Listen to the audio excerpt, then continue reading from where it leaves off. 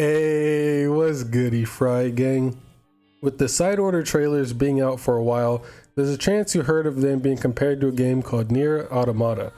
For those of you who don't know what NieR is an action RPG series created by genius game developer Yoko Taro at Square Enix collaborating with Platinum Games. The original NieR came out in 2010 for the PS3 and Xbox 360. The developers didn't think a younger protagonist would vibe well with the Western audience, therefore two versions were made, NieR Replicant for the PS3 and NieR Gestalt for the Xbox 360. In Replicant you play as a young boy helping his sister Yona, whereas in Gestalt you play as a father helping his daughter, also named Yona. NieR Gestalt was released in the West, simply named NieR, while NieR Replicant stayed in Japan. NieR sold over 500,000 copies to date, but 7 years later NieR Automata was released for the PS4 to massive critical acclaim, selling over 7 million copies to date. Automata is commonly claimed to be the sole reason Platinum Games were saved from their less than mediocre track record. In fact, Automata was such a surprising success that it got collaborations and crossovers with multiple other games and even got its own anime. Not just any game can do that. Then, two more games were released several years later in 2021.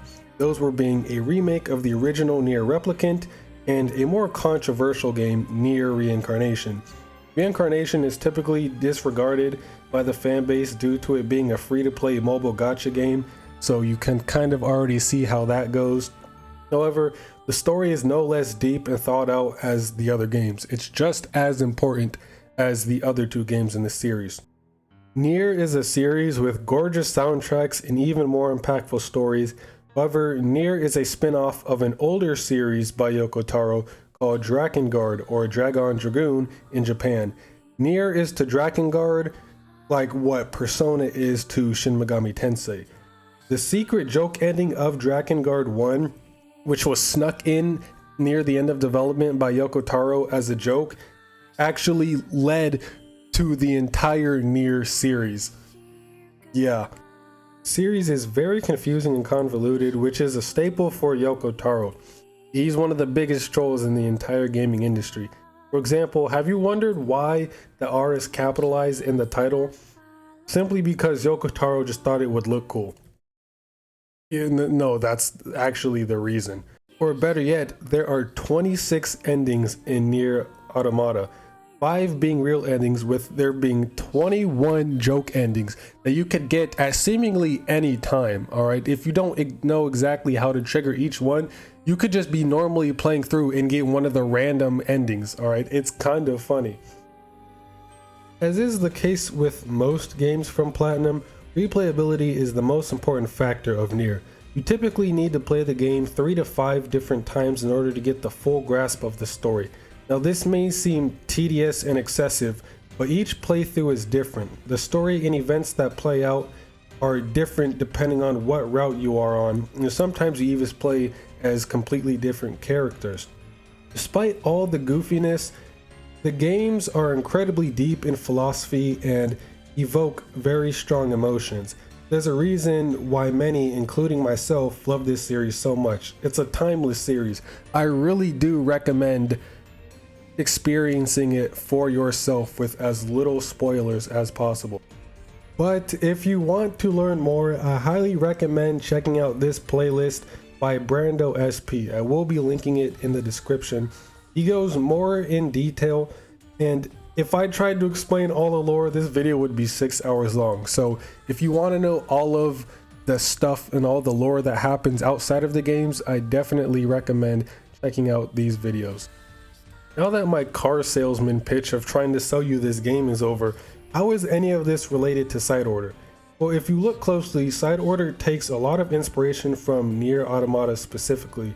And before getting into anything, it's not too far-fetched to think that Splatoon, in a completely different genre, was inspired by NieR Automata.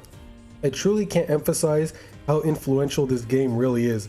I'd go as far as to say that it is one of, if not the most influential games of the modern era. It really is that big of a deal. You can see countless people making the connections, fan art of the crossover, everything on Twitter. So I'm not the only one who sees the connection here. But getting into it, we all know Side Order was based on Team Order, who lost the final fest in Splatoon 2. Order is a big theme in this game. Less obviously, Automata has a very strong theme of order as well. To keep things short, NieR Automata takes place during the 14th Machine War on Earth. You may be asking, what happened to the other 13? Good question. Aliens invaded Earth with their machine army, so the humans built androids to fight off the machines. The humans fled to the moon until it was safe enough to return to Earth. The leading resistance against the machine army is Yorha. Yorha is an elite military force of highly advanced combat androids designated to fighting off the machine life forms, which is where our protagonists 2B and 9F come in. And that's all I'm going to say. You really do need to experience this for yourself. So I'm going to try to keep this as spoiler free as possible. Now this example is less substantiated because the theme for Side Order was already determined based on the losing team of the Final Fest, regardless of who lost. So it was going to be either Chaos or Order. So this one doesn't hold as much weight. The next one though may have some merit to it. We know Inkopolis Square had gone through a pretty substantial redesign from the first and second trailer. However, in the first trailer, Inkopolis Square looked an awful lot like the copied city, down to the colors and the atmosphere. Not to mention Agent 8 having the Pearl Bot is very similar to 2B and her pod. They even float down on them the same. Another little tidbit I realized while recording this video, the main color and theme of Side Order is white, which is a contrast to the mainly black of NieR Automata. It also has a white and black theme going on, just like Side Order, but Automata is more predominantly black while Side Order is white. So that could also be a connection, kind of like a yin and yang type of thing.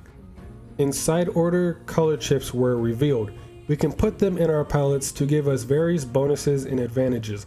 Automata has a very similar mechanic with the plugin chips that function the same, giving us a bunch of different perks to have during battle and just exploring the overworld.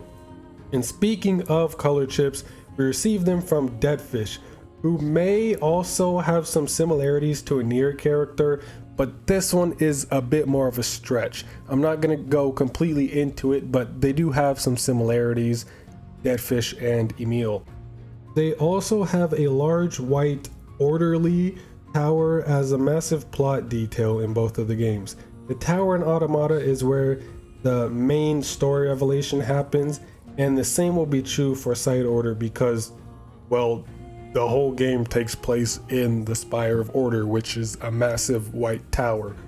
I could go on all day about the similarities between Automata and Side Order, but I'm sure you get the point by now. Even if they're minuscule, they're small little similarities that do add up, and you can definitely see the inspiration here. Hell, there's even a plethora of similarities between the overall lore of NieR and Splatoon. I'm not getting into that because there are some big spoilers that I feel you should experience for yourself.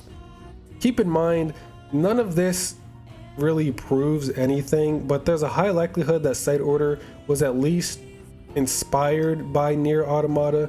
If there was a game developer Hall of Fame, Yoko Taro would definitely be a spot in there.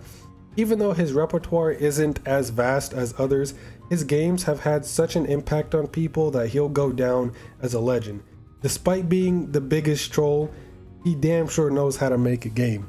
So there's a high chance that people and developers would take inspiration from Yoko Taro. If you're a fan of action RPGs or just video games in general, please play NieR, especially Automata. You owe it to yourself to play this game. There truly is nothing like experiencing the full story of Automata for the first time. This series is amazing. It's like nothing I've ever played before, and it's definitely one of my favorites. I highly recommend playing NieR. The most accessible ways to play it are the PS4 has NieR Replicant, the most up-to-date, the remake of the original, and there is NieR Automata on the Switch now. It's on PS4, PC, Switch, Xbox. It's on all platforms, so there's really no excuse. And even the Switch version has some exclusive DLC and just very nice costumes and other stuff that's exclusive to the Switch version. So I know this video kind of just sounds like an ad of me just promoting NieR and trying to get you to play NieR, which I mean, I am, but I just really like the NieR series and I've been wanting to talk about it for a while. So, you know, give me some slack. But NieR Automata and Side Order have a lot of similarities, so I wouldn't be surprised if, you know, Side Order took inspiration from Automata. But that's really it for this video. I could go on and on. It would be hours long if I tried to explain everything.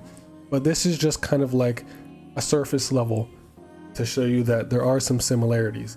But yeah, y'all should most definitely go play NieR. But see you next mission and play some goddamn Splatty.